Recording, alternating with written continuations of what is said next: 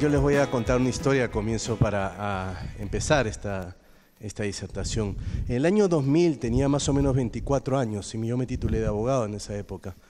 Imagínense ustedes una ceremonia de un graduado recién abogado, una mesa grande con un mantel hacia abajo, el crucifijo, la Biblia, los jurados y todo el público atrás, mis familiares, mis amigos, etc. En ese momento yo le pedí al organizador del evento que saquen el crucifijo y la Biblia. Y me metí la mano derecha en el bolsillo donde tenía un billete de $100 y juré por el billete de $100. Así empezó mi carrera como abogado. Y esto es lo que les trato de hablar el día de hoy, de la corrupción en primera persona. Ese fue el momento exacto en el cual yo dije, he servido al éxito y voy a servir al éxito a como dé lugar, sin importar lo que tenga que hacer para lograr el objetivo, como muchos jóvenes piensan hoy en día, en un entorno que está excesivamente mediatizado y lleno de turbulencias en la mente. Muchos años después, cuando me llegó la crisis de los 40, algunos deciden separarse, otros hacen una operación, yo decidí retirarme de la profesión, porque llegué a entender que la profesión era inviable como estaba en el sistema de justicia en el Perú. Y en ese momento empecé a hacerme muchos cuestionamientos sobre la vida. ¿Por qué hice eso? ¿Por qué pasó? ¿Por qué cambió todo esto? ¿Por qué tomé ese derrotero para llegar a un servicio del éxito a como fuera lugar? ¿Qué pasó en mi vida? ¿Qué sucedió para que yo me perdiera en ese momento? Usualmente cuando nosotros hablamos de la palabra soborno, nos viene seguramente a la mente dos personas dándose la mano y abajo el dinero, haciendo un trato irregular y oscuro. Y también nos viene a la mente el nombre de un político, de un empresario, ahora de un abogado o un juez. Nunca somos nosotros los protagonistas de esa historia. Y la corrupción tiene en su punto álgido al soborno. Sin duda es la conducta top. Hoy día la conducta se ha estilizado. Hoy día ya no se usa dinero solamente. Ahora se usan regalos, entradas a un partido de fútbol, cenas, etcétera, etcétera, etcétera. Y el soborno sigue avanzando y nosotros seguimos combatiendo al soborno día a día y parece que nada cambia. ¿Por qué? Porque existen otras conductas que también son parte de la misma lógica. Por ejemplo, existen ciertas conductas que son evidentes y son irregulares. Comprar autopartes robadas, hacerle fraudes al seguro o otro tipo de ilegalidades, algunas de estas encubiertas en el Código Penal. Van por la vida y todos vivimos cometiendo muchas de esas impunemente. Abajo hay otro tipo de conductas que son menos habituales, pero que son más íntimas, que por ejemplo es la infidelidad, el maltrato a la mujer, el maltrato a los niños. Y abajo hay otras conductas que son las que me dicen, hey, eso no puede ser corrupción. ¿De qué hablo? De cruzar la pista por el medio. Pero eso no puede ser corrupción, me ha dicho mucha gente. ¿Eso cómo es posible que sea corrupción? ¿Cuál es el fenómeno que está detrás de la corrupción?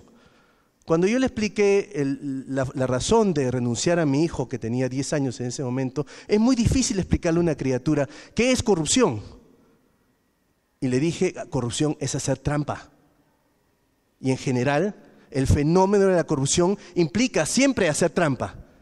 Entonces, tengo que llegar temprano al trabajo y cruzo la pista por la mitad, sin importarme la responsabilidad que hubiera al frente. Tengo que llegar temprano. No tuve la precaución de tomar las medidas necesarias. Tengo que llegar temprano. Y en ese camino nosotros vamos subiendo y bajando porque la corrupción se ha vuelto habitual en base al entorno que tenemos cada día, cada uno de nosotros. Entonces, si vulneramos una norma esencial, podemos vulnerar la que más está más arriba y así llegar al soborno. Es cuestión de incentivos y la sociedad hoy día nos lo da a todos. ¿Qué nos diferencia a nosotros de un gran corruptor? En este camino habrá que examinarse y decir, ¿cuántas caras tengo yo? ¿Cuántas caras tengo yo en la realidad? En lo social, en lo empresarial, en lo familiar, en lo laboral, en lo político, etcétera, etcétera. Porque habrán escuchado que una persona de repente es muy buen padre, pero un pésimo empresario, un mal empresario, que paga a veces, oculta su dinero negro a sus trabajadores o los maltrata. O viceversa. O a veces regalamos nuestro voto, o a veces hacemos conductas irregulares y tenemos muchas caras. Y en esas muchas caras existen a veces algunas que están tendientes a juzgar. Porque la corrupción nunca soy yo, la corrupción es otro. Y el intento es siempre ponerle cara a la corrupción. Es otra persona que no soy yo. Y eso hace además que nos alejemos del problema. Y como la corrupción no soy yo, sino es del político, el empresario y el gobierno, a mí no me interesa la solución. Y vivo en la vida navegando, siguiendo, postergando y postergando la solución. Mi generación y los mayores tenemos una responsabilidad porque hemos fallado, porque nos hemos acostumbrado a tolerar, porque hemos permitido que esto siga sucediendo y que los jóvenes estén contaminados hoy en día de más corrupción día a día. Y simplemente nos parece la lucha contra la corrupción como un emprendimiento tierno, nostálgico, a veces soso e imposible de ganar. Como el cambio climático, como el maltrato a la mujer. Y dicen, bueno, qué bonito, qué lindo es esto, pero la verdad, el entorno es otro. Y a mí no me interesa porque tengo que seguir al éxito. Y todas nuestras vidas están cifradas en el éxito económico a como dé lugar. Yo no quiero decir que el éxito económico sea malo. El gran problema es cómo lo logramos. El mundo de hoy parece que está en una explosión. Vivimos constantemente viendo protestas. Y fíjense ustedes que todas estas protestas tienen un corte ético. Mucha gente habla de injusticia, de falta de distribución de la riqueza correctamente. Mucha gente habla de inequidad. Y eso es lo que está pasando en el mundo. No es casual, estamos en un momento de cambio. Y los adultos nos hemos escondido para postergar la solución a que otro, no se sabe quién, la solucione o la encuentre. Y ese es el mundo que tenemos hoy. Y el mundo que tenemos hoy también tiene la cualidad de ser un mundo donde se denuncia mucho más. Ustedes vean en la realidad. Todo el mundo está predispuesto a denunciar, por lo cual los adultos, y ahorita voy a decir por qué hablo de adultos, los adultos tenemos miedo y hemos tomado conciencia de que tenemos que cambiar de conducta por miedo y no por convicción. Porque hemos abandonado la lucha cobardemente, porque no nos hemos atrevido a decir no más contra la corrupción. Porque hemos claudicado en nuestros principios y nos da pereza combatir contra la corrupción. Y por otro lado, el mundo de hoy también hace más fácil que la gente pruebe las conductas irregulares. Si uno maltrata a una mujer, va a poder ser filmado por otra persona y denunciado por eso. Si uno bota basura en la calle, va a poder ser filmado por otra persona y denunciado por eso. Y las reputaciones se van al tacho, porque muchas personas viven de la reputación. Y las empresas piensan que la reputación es un concepto autónomo y no va atado a una conducta anterior. Y actuamos por miedo, en lugar de actuar por convicción. ¿Qué estamos haciendo nosotros, personas adultas? ¿Cuál es nuestro chip? ¿Qué estamos legando a todos los demás? ¿Cuántas caras somos? La corrupción es un vicio, es una adrenalina. Ustedes no saben el poder que se siente comprar una voluntad. Ustedes no saben el poder que se siente dominar la justicia de un país. Es una adrenalina auténtica y conforme va pasando el tiempo, vivimos más y más embuidos en que la adrenalina nos toma y conforme pasan las décadas es mucho más difícil dejar esa adrenalina porque el poder es adictivo, como la droga, el sexo, el alcohol y todas las degeneraciones. Corrupción es degeneración, de ahí viene la palabra corrupción. Hemos inventado ahora el concepto de integridad. como opositor. Pero ¿quién entiende lo que es integridad? La integridad es ser uno mismo siempre, a pesar de que nadie nos esté viendo. Uno mismo en todas las esferas de conducta de nuestra realidad. Y la anticorrupción es un concepto también inventado, porque no hemos tenido forma de decir cómo combatir contra la corrupción. Y la salida está en la ética, en ese proceso reflexivo que nosotros hacemos constantemente para saber cuál es el correcto camino y cuál no es. Todos lo sabemos, pero nos da pereza. Nos da pereza cambiar de hábito, nos da pereza cambiar de paradigma. Vemos con mucha ternura a todas aquellas personas que hacen iniciativas de ese tipo y pensamos que esto no lo va a cambiar absolutamente nadie. ¿Qué estamos legando a la juventud? Cuando yo estuve haciendo este tipo de razonamientos e investigaciones, me puse a pensar y dije, ¿cuándo me perdí? ¿Cuándo se perdió la humanidad? Porque es un ejemplo mutuo. ¿Cuándo se perdió la humanidad?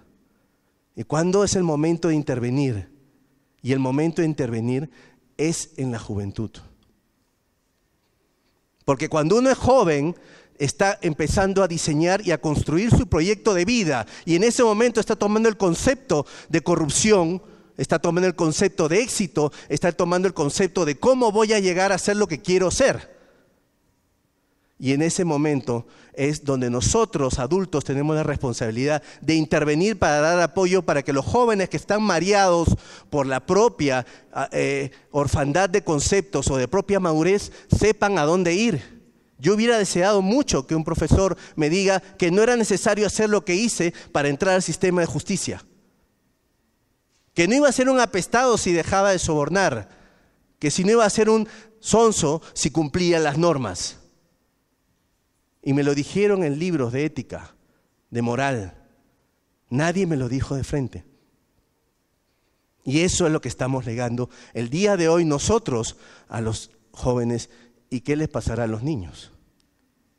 Mucha gente me pregunta siempre, ¿cuál es la solución para la corrupción? ¿Cuál es la salida para la corrupción? Seguramente hay muchas salidas, pienso yo. Pienso que el caso de Hong Kong, por ejemplo, es un caso paradigmático. Hong Kong combina normas coherentes e inteligentes, no absurdas, con enforcement, aplicación de la norma y educación. Ese trípode ha llegado a que Hong Kong, una nación joven, derrote a la corrupción. Es una historia real. Y esto hay que practicarlo 24/7. Finalmente, nosotros los adultos tenemos que tener conciencia que tenemos un poder muy grande sobre nosotros y que el poder también implica vulnerabilidad y que la vulnerabilidad implica reconocer el error en que hemos fallado, en que somos débiles, en que somos proclives a caer a ciertos vicios con tal de lograr el malentendido éxito. Y a los jóvenes hacerles entender que la libertad es un concepto sagrado para los jóvenes. Les encanta la libertad. Las protestas de hoy son juveniles. Y ojo, ahí hay mucha transgresión de norma también, porque la expresión es violencia, y la violencia implica la vulneración de una norma fundamental de la convivencia de los hombres, que es el respeto. Entonces, la libertad viene con responsabilidad, y ese es el contrapeso al cual nosotros tenemos que ir. Cuando yo tenía 15 años, mi padre me solía dar muchos sermones, como seguramente se los dan sus padres a ustedes. Y hablaba mi padre, tenía 45 años más que yo, era un hombre mayor, teníamos una brecha generacional, y quizás nunca nos pudimos comunicar bien, y eso fue, digamos, un problema en nuestra relación de padre e hijo. Mi padre me sermoneaba y yo escuchaba parado frente a él horas y horas de lo que me hablaba. Y en eso viene la frase de que los valores vienen de casa. Y si pensamos que los valores solamente vienen de casa, entonces estamos muertos, porque hay gente que no tiene el concepto de casa. Y además eso no termina ahí, porque el ser humano es un ser que va evolucionando y va cambiando, porque estamos entendiendo mal el concepto del valor. Si entendemos nosotros adultos que el valor es acabado en la casa, entonces ya no hay marcha atrás y estamos renunciando a cambiar. Hoy en día yo tengo sermones con mi hijo. Y trato de entenderlo y trato de escucharlo. El problema en la juventud es que no habla a veces y eso frustra mucho. Y el reto como nosotros como adultos es lograr que se expresen de alguna u otra forma. Jóvenes, exprésense. Nosotros no sabemos qué piensan. Yo tengo muchas conversaciones con mi hijo porque estoy impulsándolo, mi hijo mayor, impulsándolo a que siga un camino correcto y adecuado, a diferencia de los errores que yo cometí. Y al final siempre le digo la misma frase que es con la que quiero acabar. Todo depende de ti. Muchas gracias. Bueno, yo tenía una pregunta. Esto de la corrupción es algo tan endémico. ¿Realmente crees que hay una forma de luchar contra ello o ya forma parte del ser humano en sí mismo? Bien, estoy hidratando un poco. El ser humano per se es egoísta. Es la naturaleza del ser humano y el egoísmo no está mal cuando es ejercido con ética. Y ustedes vean el concepto de las luchas de hoy, son luchas por un cambio de modelo, porque piensan que el capitalismo es un modelo malo. Pero el capitalismo cuando se hace sin ética degenera en lo que tenemos hoy día y es una riqueza malentendida. Entonces yo creo que lo que simplemente es no luchar contra la naturaleza, simplemente y volver al viejo uso. Mucha gente quiere inventar apps, quiere inventar formas de intervenir al cerebro, pero pienso que hay que llegar a lo último, a lo viejo, a lo anterior, que es la ética, que se ejerce todos los días mediante el razonamiento. No seamos autómatas. Ese es el secreto, creo. Bueno, me parece muy importante la reflexión sobre no cambiar la naturaleza humana, porque de hecho todos los intentos que existieron para cambiarla fracasaron. Quizás recordaríamos lo que decía la Unión Soviética con respecto al nuevo hombre, ¿no? O sea, una persona en donde primaría pues siempre la ética, la moral, los valores, ¿no? O sea, que supuestamente se construiría en un sistema comunista como oposición al capitalismo y eso resultó ser pues mentira. Un poco la pregunta que yo te quería hacer tenía que ver con los tipos de corrupción, porque efectivamente los incentivos que llevan a la gente a que se corrompa no son iguales en todos lados. Si tú lo ves, por ejemplo, en políticos, o sea, hay políticos que ingresan al Estado, ingresan al gobierno con la idea de robar, para robar, y deliberadamente ya tienen el chip de que quieren entrar al Estado a robar.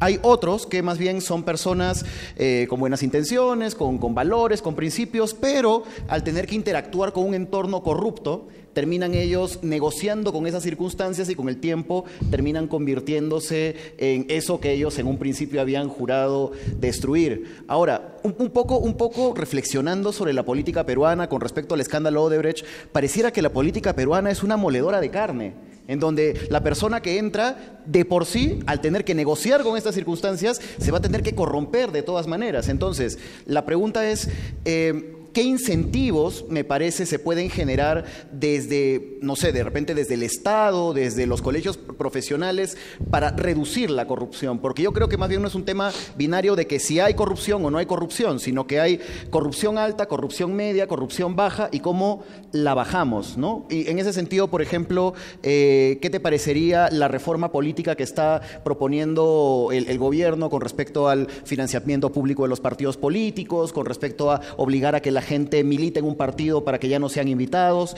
y bueno, y esos temas, ¿no? Bien, ahí hay 20 minutos más de respuesta de repente.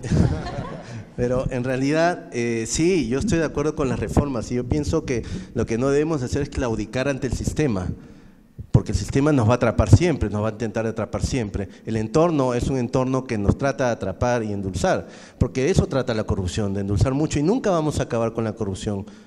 Nunca vamos a acabar con la corrupción. Porque es un mal humano. Lo que tenemos que hacer es bajarla, no a límites tolerables, es tratar de bajarla al máximo. Entonces, digamos, yo sí estoy de acuerdo con las reformas, cuando estas reformas tienen una intención noble, cuando estas reformas tienen un fin ulterior que es llevar a la felicidad y al desarrollo de los proyectos de vida de cada persona. Hablando del financiamiento de partidos, para tomar un ejemplo nomás, la corrupción nunca es el problema. La corrupción siempre es la manifestación de un problema. ¿Qué pasa con el financiamiento de partidos políticos? Por ejemplo, que hay dos opciones, o lo financia el Estado o lo financian los privados. ¿Cuál prefieren? ¿Que lo financiemos nosotros con los impuestos o los particulares con su plata? El gran problema es que esto siempre ha sido así. Hemos financiado con la plata cada uno. Y ahora nos sonrojamos cuando hemos descubierto algunas cosas. Pero siempre fue así. Y siempre sucedió así. Y nadie se escandalizó. ¿Por qué? Porque los empresarios también actuaron mal, porque actuaron detrás y no hicieron sus aportes con transparencia, incluso apostaron a varios candidatos. Entonces, ¿cuál es el problema? Hay que ver las reglas de financiamiento de los partidos, hacerlas sensatas, transparentes y sobre todo éticas, ¿no? Sí, la verdad es un tema muy amplio, casi dilapidador la sentencia de decir que nunca vamos a acabar con la corrupción, pero también es muy realista, ¿no? Y una cosa que creo que se ve y se gesta desde las universidades públicas, privadas, es esta gente que ya está aspirando a algún cargo, los tercios, las organizaciones estudiantiles, que desde ya empiezan a ser también sembradas como políticos, y ellos salen ya con ese know-how, con ese conocimiento de cómo es que funcionan las cosas de manera inadecuada. Y lo que se debería promover es que haya más participación de los honestos, de todos ustedes, de las personas que se junten, que tengan ideas y que propongan y que peleen en contra de aquellos que lamentablemente es una costumbre muy arraigada, muy arraigada. Estos políticos no son, o los que llegan a esos cargos lamentablemente no son los más preparados, pero sí son los que han vivido fase tras fase, universidad, instituto, cargos, encuentros y tal, que han sabido cómo comprarse a sus compañeros, cómo comprarse a estas autoridades, ¿no? Entonces, la participación de ustedes, de los que escuchan este tipo de cosas, hace que esto cambie. Y es lamentable, en la educación también yo decía un poco, porque yo enseño, y decía yo, uno tiene que, a estas alturas del partido, nosotros profesionales enseñando, tendría uno que sacarse un brazo porque en realidad ya está corrupto. Desde muy chico, ya todo ha venido en una sociedad bastante turbia y lamentablemente cuando me toca enseñar o cuando me toca ver contratos y tal, o la gente quiere una coima o la gente quiere pagarte por adelantado por un certificado. Y eso es inaceptable. Nosotros hemos perdido contratos porque no damos coimas y hemos perdido clientes porque no aceptamos dar un certificado a alguien que realmente no lo vale. Y he tratado de tratar de decirles que el certificado no es lo más valioso, sino el aprendizaje y lo que queremos llegar a dar. Pero lamentablemente tenemos menos clientes cada vez.